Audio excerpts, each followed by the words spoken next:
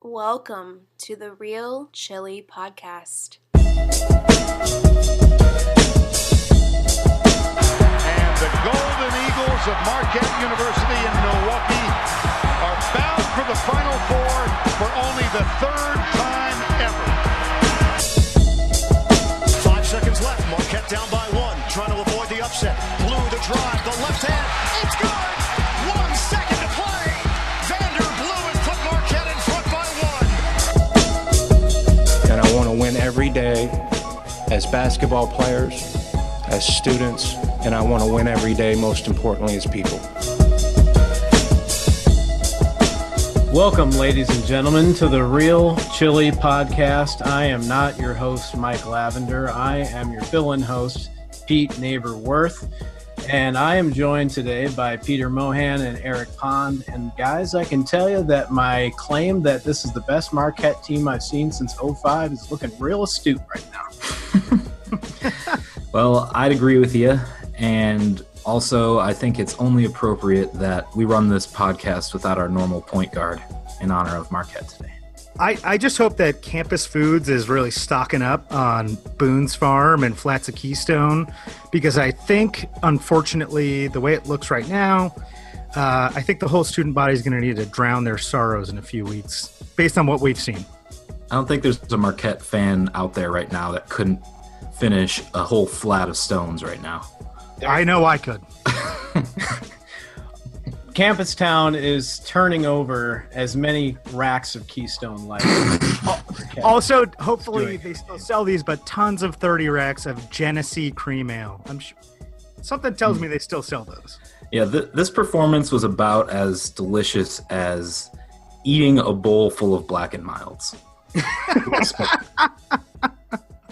If I see us fucking drive on another 7-2 center again, I will eat a Black and Mild.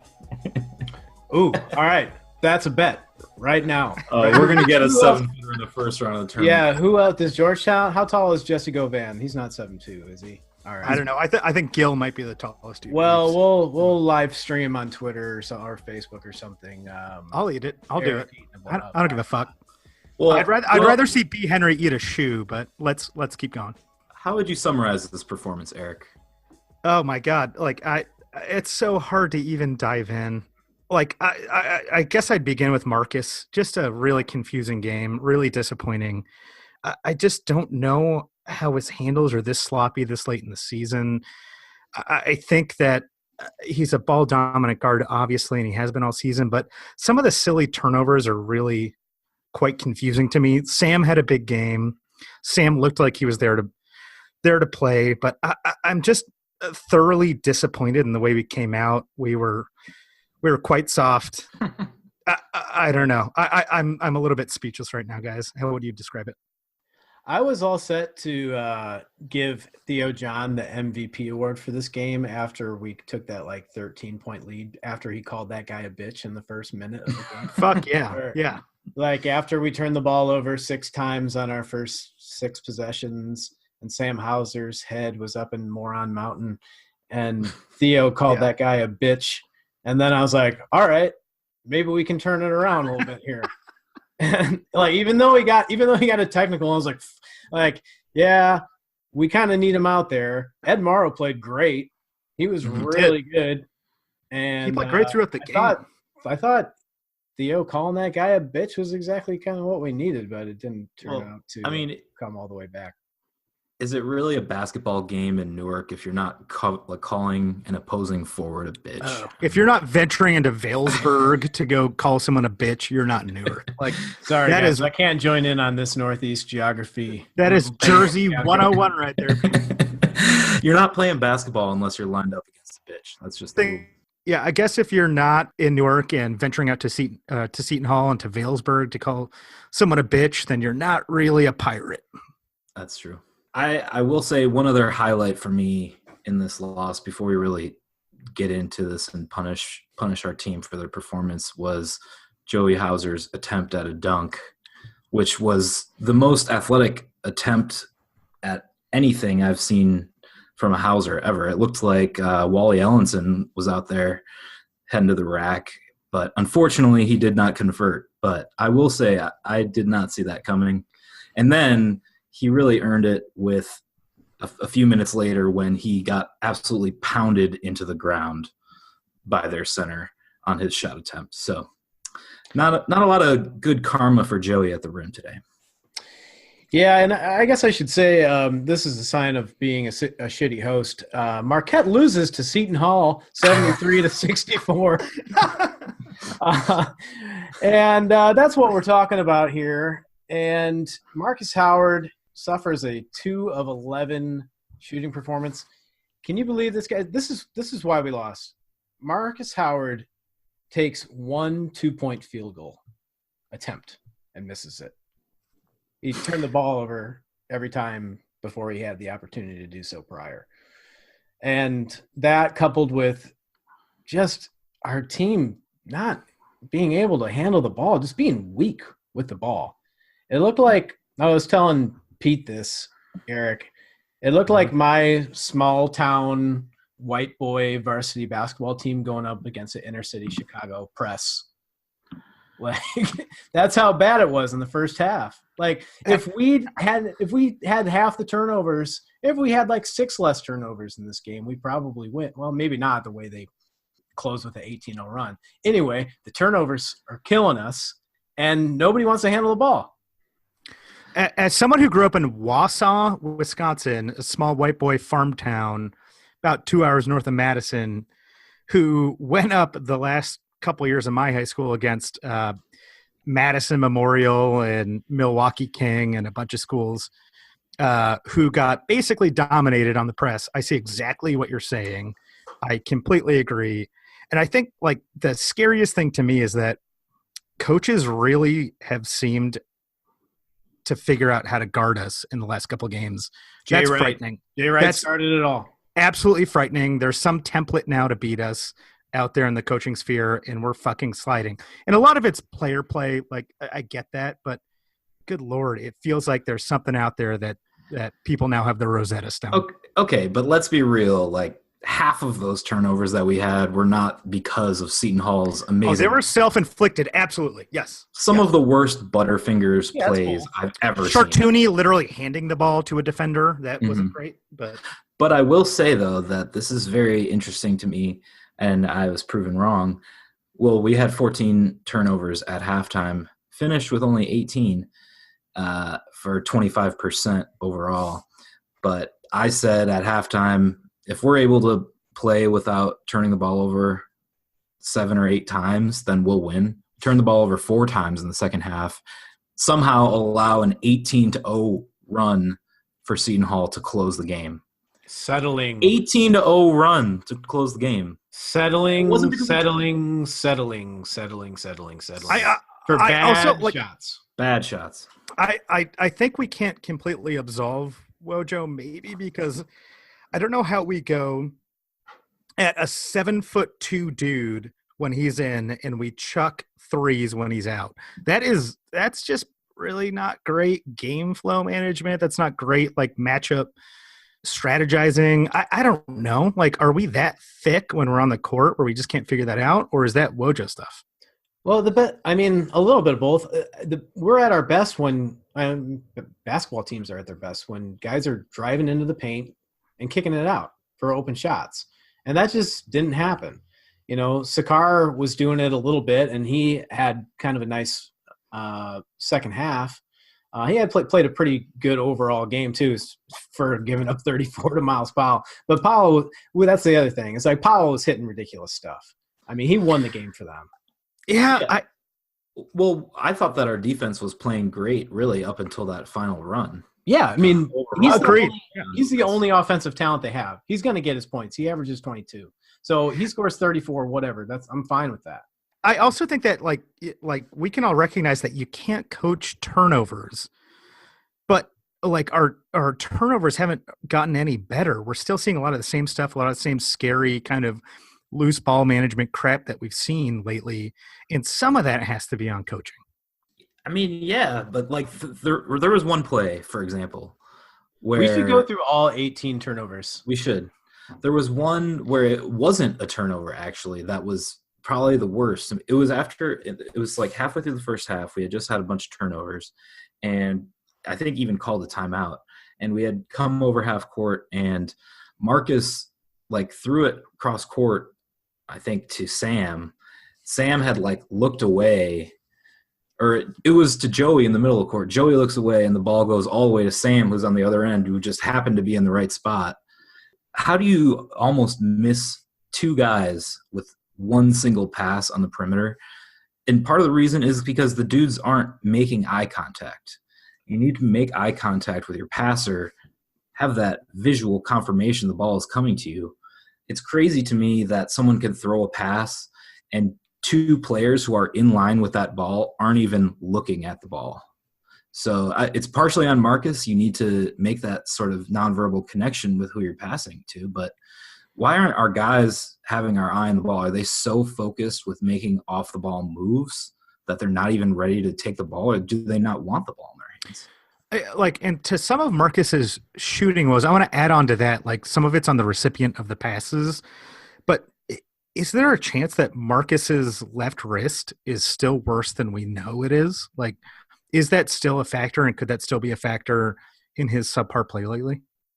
I mean, it could be. I don't know. I mean, I think as the leader of the team, he needs to set the tone as the point guard and primary ball handler that he's going to calm the team down and that he can handle a press. You know, Seton Hall, they got long athletic guys, but most of the teams in the Big East do. He should be able to handle that press. When Sakar kind of took over ball handling duties when Marcus got in foul trouble, team kind of settled down. Sakar really led Marquette in getting that second half lead by just being a calming presence with the ball. And that allowed Sam to gain his confidence with the shot. And so I just thought that Marcus played a little too frantic, and that the rest of the guys in the last like 3 games, they've just kind of lost confidence in their ball handling ability.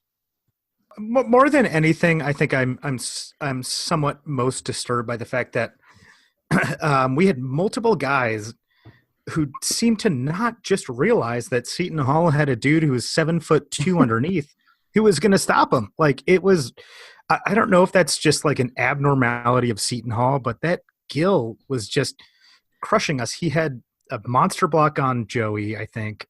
He seemed to stop Marcus driving, like just throw up a floater. Maybe that's a time to shoot a 3. Like, just it seemed to be we just didn't adapt to who they had on the floor and their personnel that well throughout the game. And compare that with sloppy play and messy handles and just not being really careful about ball management. And my God, it's no surprise we lost.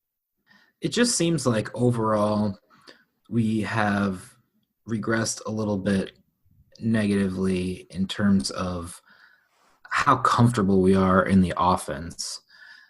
There was a point, after the Butler game where it looked like we were ready to start clicking on all cylinders offensively. And, all of the weapons were dangerous. You had Marcus going off for whatever he wanted.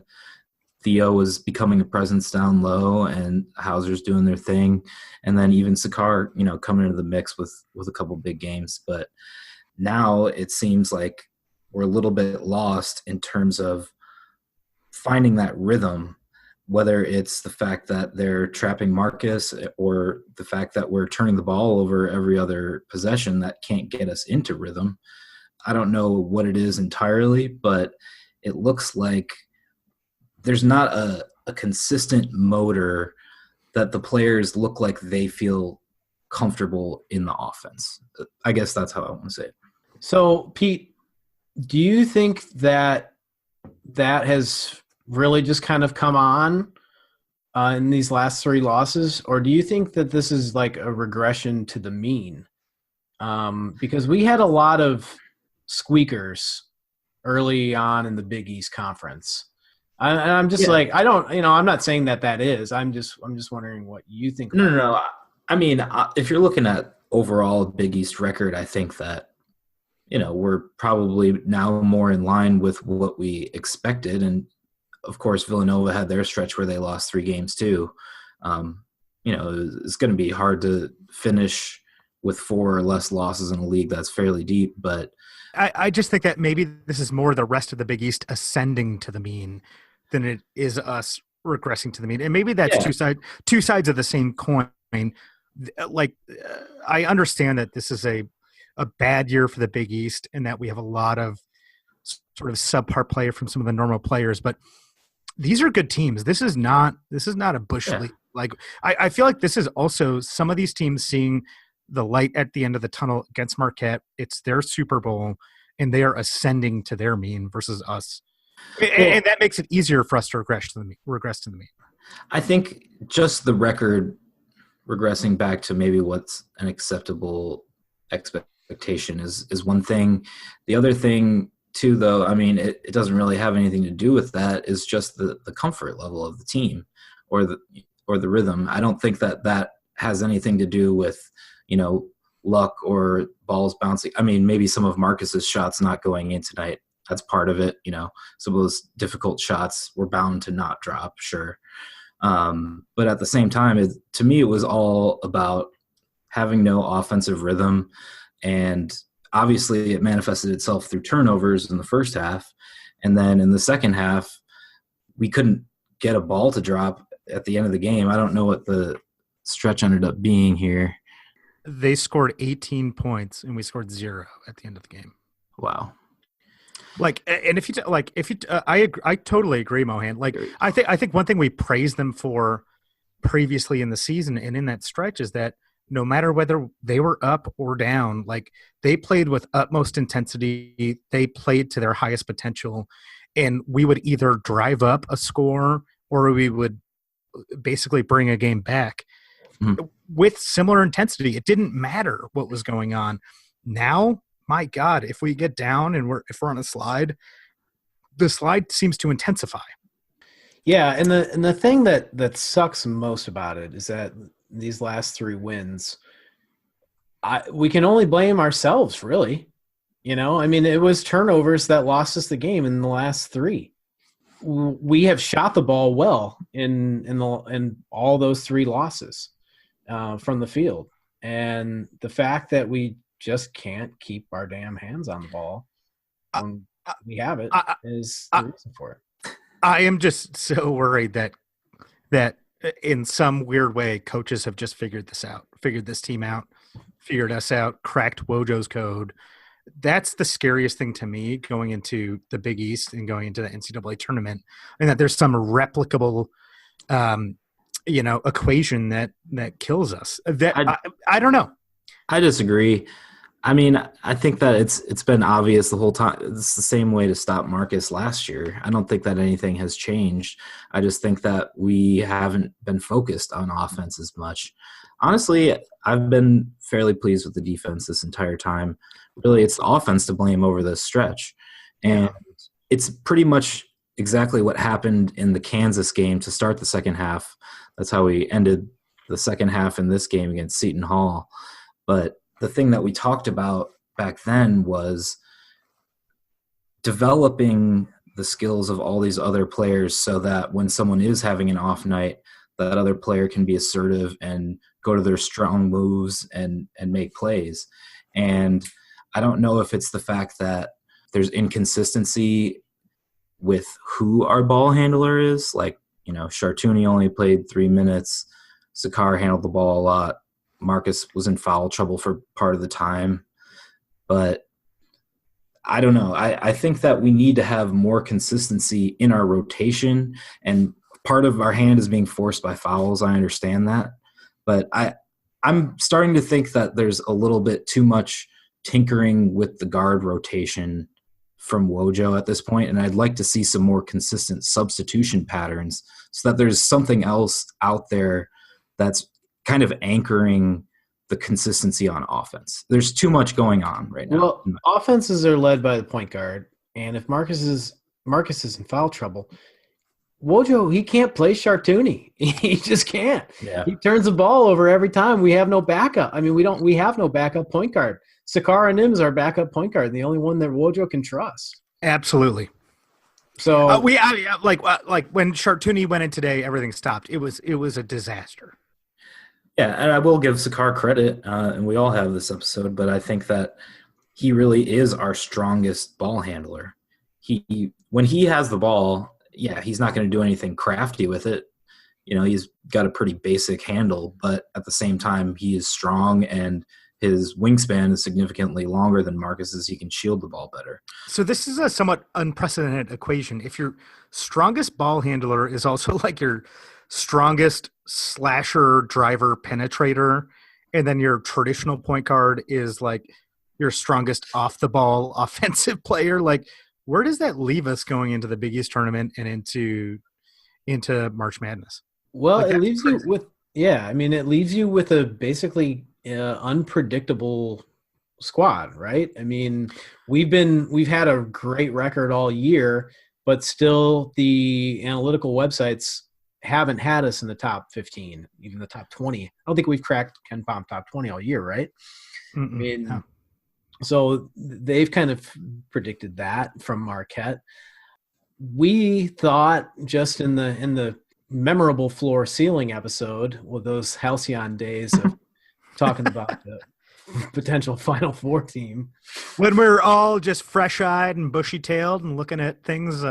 Grass was very green on our side of the I fence. told you guys that losses existed, and you God damn it, you were right, you Mohan, did. and I hate You to really admit did. it. You really You're did. right.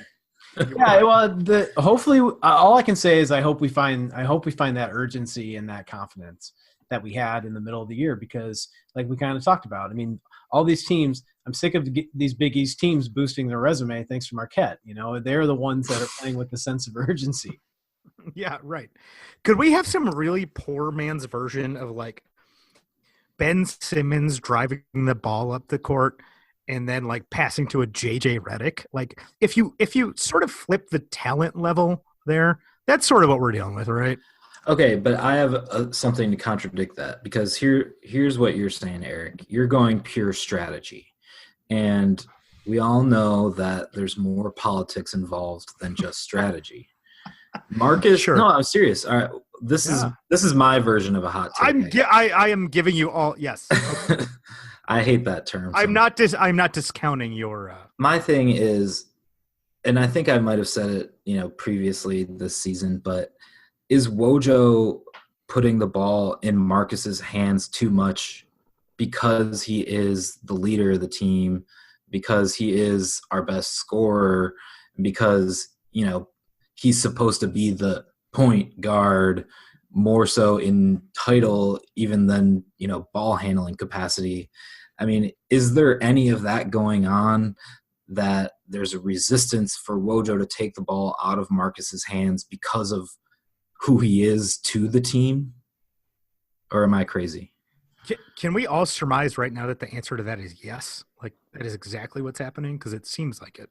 I don't know, Mohan. You just diagnosed it very, very well, and I think from a team equilibrium standpoint, that's probably exactly what's happening. Like, because if you could shake things up and throw things around, like maybe Marcus isn't the one dribbling up the court every time. Maybe it is Sakar. Maybe we're finding a different way to just have the composition of the floor, and your floor geography is still somewhat the same, but it can be turned around a little bit. I don't know. Floor geography is an interesting thing at that point, but yes. And I also want to say, we understand that the step back is one of Marcus's most dangerous weapons, and it comes out of isolation. Marcus isn't scoring a ton of assisted 3-pointers. He kind of needs that shimmy to get the step back, to get his room, to take a shot. So obviously that requires a ball to be in his hands. But is that another, point to the detriment that there's a little too much isolation in that case? Well, I thought there wasn't enough one-on-one for Marcus in the first half. I thought that they were this game specifically, to your greater point,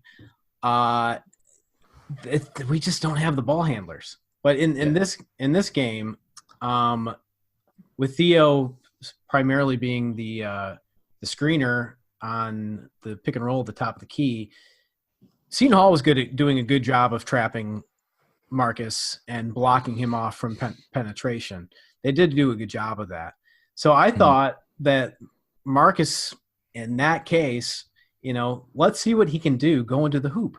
But he turned it over when he got to the hoop. Really, the thing I was thinking about was the Kansas State game when he took Barry Brown off the dribble the entire game and got to the rim relentlessly, and that was when he scored 45 and probably had I'll have to look it up, but he got to the line probably 20 times too. Mm-hmm. There was none of that tonight. This might be unfair. Does Marcus have a new girlfriend we don't know about, or is he taking a really hard class at Marquette that we're unsure of in the second semester here? Does he have a ball busting, I don't know, calculus 2 professor that we're fucking just not understanding? My postulation is that he took the Tim Miner 10 plates of Tabasco chicken from Cobean challenge, and there's a shit in there that he just hasn't been able to get out for 10 days. Stuck in the booty, huh? It's in there somewhere. Just stuck up in the booty, huh? That's interesting. Totally scientific, though. To that effect, I think after watching that Joey dunk attempt, I was basically catatonic. After watching that on my couch, I just kind of slowly slid off my couch for 4 minutes, just purely plank status sliding off because I was so in shock of his athleticism. So, maybe. When he got blocked, though, I literally 5-starred my forehead. I don't think I've ever physically facepalmed that hard, but I was so frustrated when you get blocked from that high above. It's like watching Henry Ellenson drive on Boban, which might be a possibility. We might all be able to see that at some point, in the near That's future. definitely happened in Pistons shoot-arounds before. So that's fair, right? I forgot they played together. Yeah. As we all go out to our respective garages and get our rakes and step on them, Marquette will play Georgetown to salvage the end of this Big East season. We're still 23-7. We're in the NCAA tournament. So, hey, there's a couple of bright spots. But the Big East regular season championship looks like that is probably out of the question at the moment. You would expect Villanova to beat Seton Hall. I know they're playing some pretty good ball these days. Miles Powell is, that's for sure. I think Villanova will be favored in that game, albeit slightly. So I think chances are Marquette ends up in second place, but they still have a chance for the regular season crown, a share of it. So at least we got that going, but we need to beat Georgetown Saturday at the Fiserv to close out the Big East Conference season. Well, I think it's only appropriate because we've played number 2 these last 3 games. I would agree. I think it's also a sold-out game, if I'm not mistaken, at Fiserv, which should serve to help. Although I think the game against Creighton was also a sold-out game at Fiserv. I don't know. I just hope we don't honor the memory of the entire John Thompson Mafia clan and lose that game and deal Ewing a big. Who was all in that clan? I want to know. I don't know. It's a big mob over there, is what I've understood. The entire athletic department is just a John Thompson fucking clan. So, I'm Larry Johnson. I'm on the fence over whether you should post this or not, but my former boss was an employee of the Georgetown athletic department. So, yeah, I'm posting it. You can post that. Apparently, it's very familial over there. So I hope we just fucking destroy. But at the same time, I have zero confidence right now, and that is the worst place to be with this Marquette team. I hope we hit shots. I hope we defend as well as we've been defending, and I hope we sort of have better in-game adjustments than we've seemed to have had in the last 3 games. Well, the one major storyline going into that game will be Matt Helt's senior day, so at least we can bank on that, and hopefully the boys will be acting like the milkman will never make another delivery. A little helter-skelter on the old Georgetown Hoyas. All right. I'm picturing a Rudy moment where all the players, they go and lay their jersey on Wojo's desk in order to, I want want Helt to start tonight. Yeah. I want 30 mins out of Helt tonight. Yes. We end up winning Yes. the game. We end up winning the game and try to lift Matt Helt up on our shoulders, but he's too clumsy to kind of get. We off. can't because his balls are way too heavy. Right. All right. Well, hopefully, if you're listening to this, Marquette fans, Marquette Nation, we've brought you a little bit source of humor and some laughter to get over this Seton Hall. And we'll show you exactly what it means to not have a point guard at the helm. I thought this was a perfect allegory for tonight's game. Exactly. What do you That's why think? I was throwing out there. Yep. So I will say, if we lose to Georgetown, shoe a la Henry will be on the menu. Oh, baby. Pure leather. Yeah, he'll be eating. Crocodile, perhaps. He'll be tasting Sketcher all night long. Brian's favorite brand of shoe, as we all are well aware. All right, Marquette fans, this has been a Shape-ups. a delirious sort of episode of the Real Chili Podcast. We will talk to you again soon. Thank you for listening. Ring one out, and hey, let's still maybe grab that share of the Big East Conference Championship.